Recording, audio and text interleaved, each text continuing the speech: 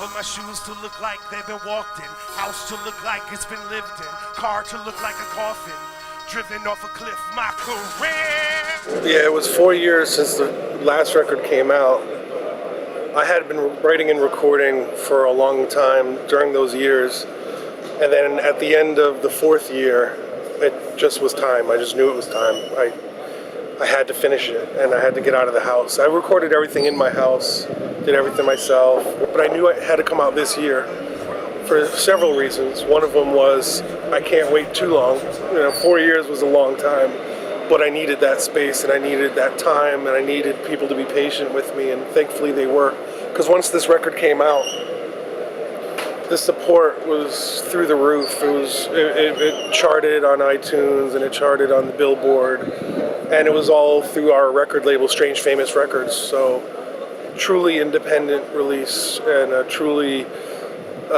true success story from the support of fans.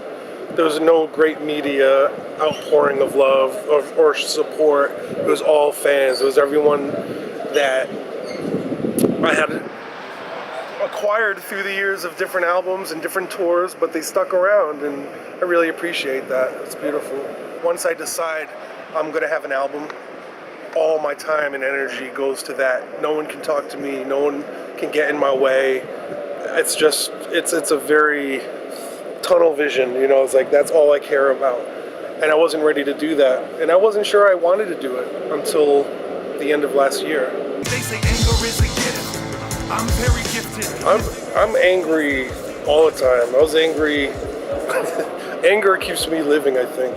There's a little fire in my belly. It just gets bigger and bigger. There's just so much fire in here. I don't know. I got a short temper. I don't have a lot of patience, I guess. I'm not very not full of virtue. I'm angry about laws. I'm angry about the government. I'm angry about wars that just never end. I'm angry about how we're forced to live. I'm angry about borders. I'm angry about cops. I'm angry about fucking people in my backstage area. I'm angry about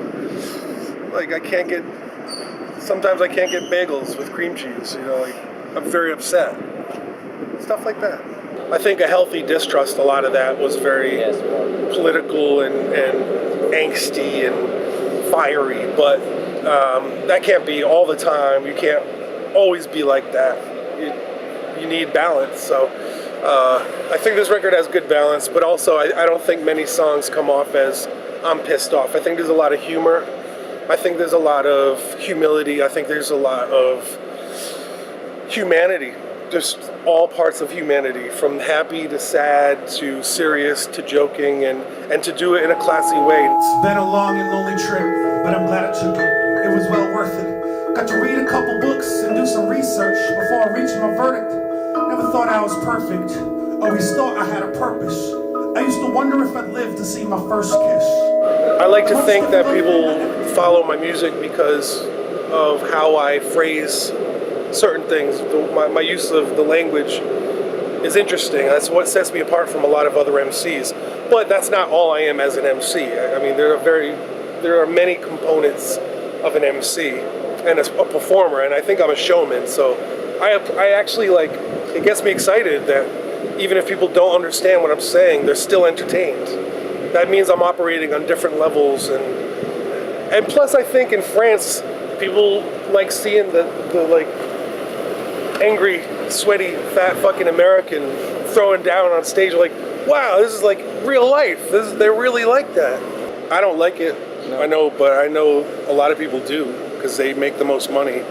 But I'm glad they're around. I mean, it shouldn't be so much of it, but sometimes it's good to just talk shit. You don't have to talk about much, you just have fun, But when it's all fun all the time and it's all empty lyrics, that's sad. And I think that,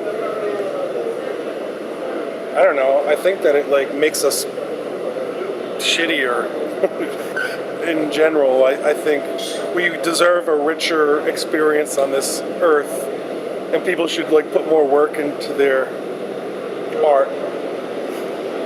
not just make the club hits. Sometimes it's more than a club. I've never been to a club. That's a lie. I went to a dance club once when I was in college. That was it. It just wasn't for me. So I make music for the people who are like me that don't go to clubs. But there are other people who go to clubs, so they need music too. But they shouldn't get all the fucking music. Yeah, I like dancing. Yeah, dancing can be fun. I was a really poor break dancer. I was a b-boy. I tried. I just was not very good at it. But I still pull out the dance moves sometimes and have fun. That's what it's about. I mean, dancing is just moving your body in a way that it doesn't need to.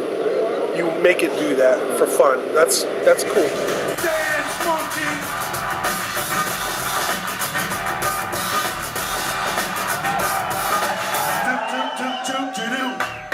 Dance monkey.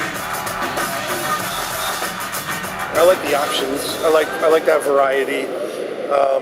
Different producers have different sounds, different styles, and I like to be able to pick from that. And sometimes a producer will give me one or two really good beats and the rest suck. So that's why I have to work with so many different producers, and I just wait for the really good beat, and then I'm like, this is the one right here. And sometimes, it's not that it sucks, it's just not for me. Because I know some beats are so good, but it's not my style. And I'll be like, I can't do that, it's not me. Even on this record, some of these beats are like 8 years old that we had to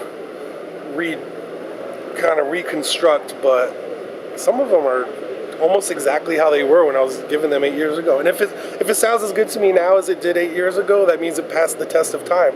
Nightmare walking, psychopath stalking, Natalie Portman, Blake hit from a Walkman to herself.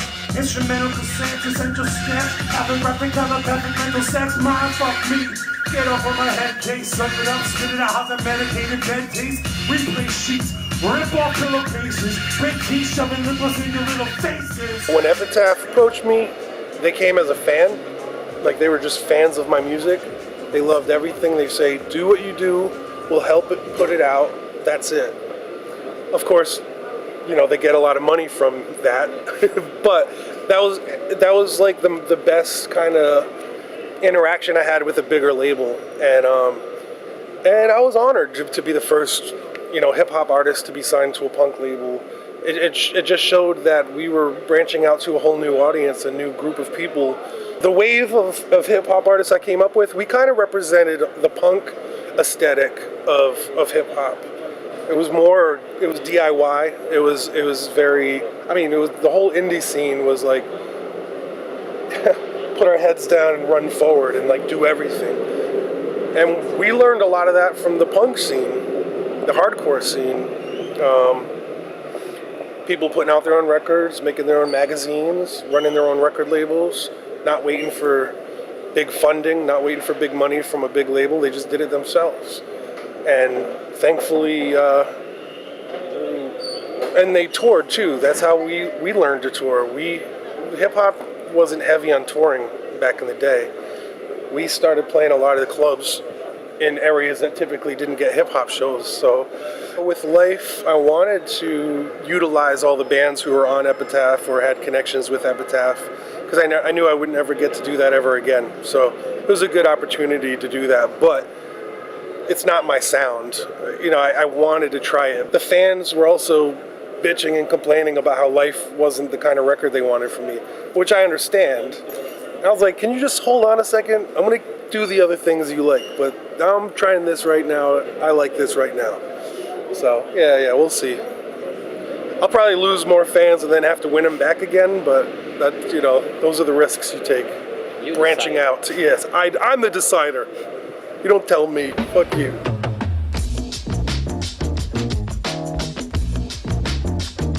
Of course I know MC Solar. That was the one that all Americans knew. If you listen to hip hop, you eventually would be like, wow, there's a French rapper named Solar. So I remember I was a kid. We had a tape called Planet Rap, and each song was from a person from a different country. And that's when I first heard him. He was on that. Not that I understood any of it, but I thought it was pretty cool. If I could be there right now, if I could promise to be there when you need me, when you need me, when you need me. I want to do more video work. I want to compile a couple books I've been trying to do for ages. But outside of work, like just doing house stuff, living life and domestic life. With your cat? My cats. And family stuff. That's, I don't know. Maybe move. I don't know what I'll do. I'm keeping my mind totally open. I can't predict because I know my focus is on these shows from day to day. Make it through 2014 healthy as possible, alive as possible, happy as possible, and then think about the future after that. That's my step-by-step program. You could become an actor. I would love to try something like that. I've auditioned for some roles, but they always have me auditioning for crackheads and junkies and rapists, Cool. which is really cool, but I don't want that to be my legacy. I have more range than that. I'm not just a crackhead rapist,